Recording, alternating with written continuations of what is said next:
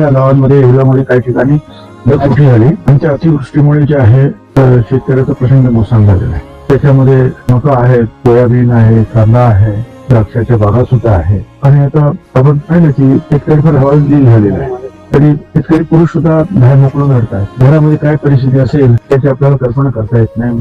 पहिली प्राथमिकता जी आहे ती शेतकऱ्यांना उभं करण्यासाठी आहे आणि त्यासाठी सर्व काही केलेलं आहे.